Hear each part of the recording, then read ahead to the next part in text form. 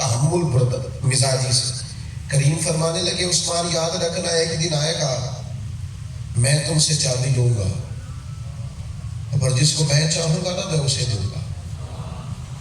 اس بات کو آپ اس پہلو کو ذرا سمجھیے گا کہ حضور بغیر بیت اللہ کے اندر نماز پڑھے مدینے آ گئے. چاہتے تھے میں پڑھوں اور حضور کو اللہ نے با اختیار بنایا ہے. اشارہ کر دیتے سب تالے کھل جاتے لیکن حضور تشریف لے گئے. اس کو برداشت کتنی بڑی بات ہے. اور پھر علماء نے لکھا ہے کہ حضور اس خاندان سے تھے جو کعبے کا متولی ہے.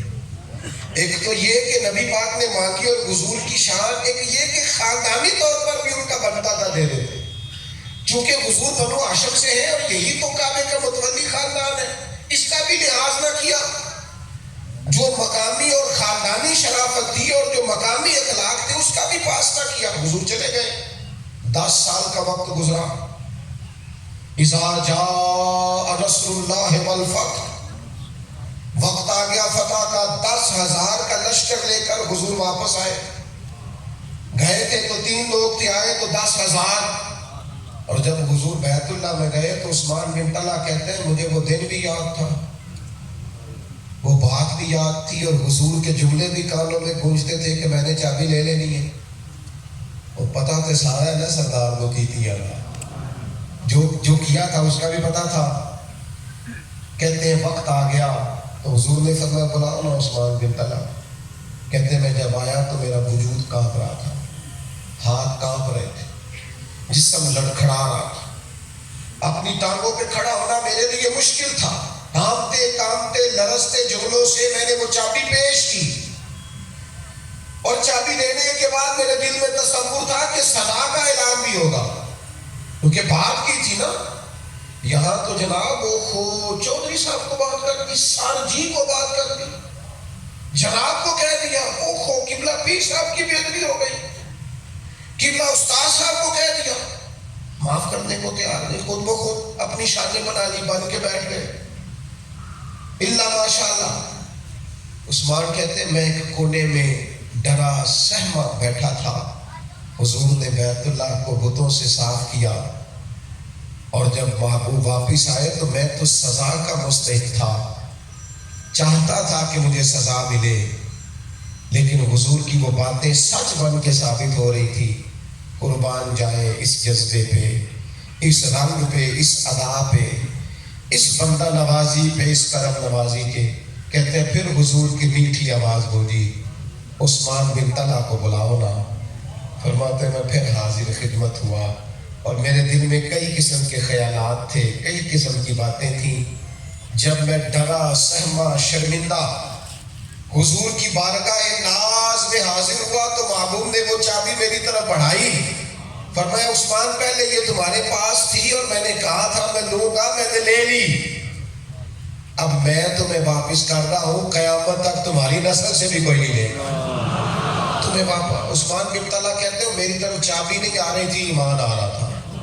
میں اس اندازے کریمانہ پہ قربان ہو گیا. میں نے کہا جس شخص نے اتنی زیادتی کی ہو کہ بغیر زیارت کے بھیج دیا، اسی کو دوبارہ جو چابی دے. اتنا بڑا حوصلہ نہ سرداروں کا ہوتا ہے، نہ بادشاہوں کا ہوتا ہے، نہ وڈیروں کا ہوتا ہے. اتنا بڑا حوصلہ اگر ہو سکتا ہے تو اللہ کے رسول کا ہی ہو سکتا ہے. لہذا میں کلمہ پڑھ گیا، مسلمان ہو گیا. میرے دوست تھوڑا سا تو دل بڑا کرے نا. رحمت للعالمین نبی کے ماننے. کسی نے کہا 2 معافیاں دے دیں. آپ یقین کریں بعض لوگوں کی باتیں سن کے تکلیف ہوتی. جس کے بچے کے آگے 2 بچے ہیں نا، یہ 2 پوتے ہیں اس کے، وہ ابھی بھی اپنی وہ والی بات سنا رہا ہے جو شادی کے وقت اس کے سسرال والوں نے زیادتی کی تھی. وہ اتنی دیر میں تو اب ان میں سے بہت سارے لوگ ویسے اللہ کی بارگاہ میں حاضر ہو گئے، اب تو شکوہ چھوڑ دیں. لیکن اور ایک اور بھی بات عرض کروں، شکوے سے بندہ بے چین رہتا ہے. آپ شکوہ شروع کر دیں جہاں میں کام کرتا ہوں بندے نہیں ٹھیک، میرے سسرال والے نہیں ٹھیک، میکے والے نہیں ٹھیک، بہن بھائی نہیں ٹھیک. آپ شکوے شروع کر دیں، آپ بے چین رہیں. آپ اپنی زندگی میں شکر پیدا کریں، اللہ سکون عطا کرے. آپ کہیں مالک کا شکر ہے جہاں مجھے رکھا ہے بڑے فضل سے رکھا ہے. شکوہ ہمیشہ بے چین کرتا ہے. آپ مقام شکر پہ آئے، سکون آ جائے گا. کبھی کبھی کہتا ہوں دوستوں سے محبت کے ساتھ، کبھی کبھی کہتا ہوں، اور اللہ سے ڈر کے کہتا ہوں، اور عرض کے ساتھ کہتا ہوں. میں کبھی کبھی عرض کرتا ہوں، میں کہتا ہوں خدا جانے بلندی ہے کہ پستی، پر جہاں میں ہوں وہاں کوئی نہیں ہے. اب یہ خدا جانے بلندی ہے کہ پستی، پر جہاں میں ہوں وہاں کوئی نہیں. یہ اللہ کا فضل ہے. تو میرے عزیز ایک تو، اور پھر فرمایا رحمت للعالمین، ہم نے آپ کو عالمین کے لیے بھیجا ہے. حضور فرماتے ہیں میں مخلوق کا رسول بن کے آیا ہوں، مخلوق کا. ہمارے ساتھ پتہ زیادتی کیا ہوئی ہے؟ ہماری سوچیں بڑی سخت ہیں. ہم سیاست کرتے ہیں گلی کی، محلے کی، خاندان کی، مسجد کی، چھوٹی سی ایک جگہ. ہماری سوچیں بڑی محدود ہیں. ہماری سوچ اپنی ذات سے اٹھتی ہے، اپنی ذات پہ ختم ہو جاتی ہے. دائرے بڑے چھوٹے ہیں. اتنا بڑا مسلمان جسے کہا گیا کنتم خیر امت اخرجت للناس، تم بہترین امت ہو، تمہیں لوگوں کی امامت کرنا ہے، لوگوں کے بھلے کے لیے پیدا کیے گئے.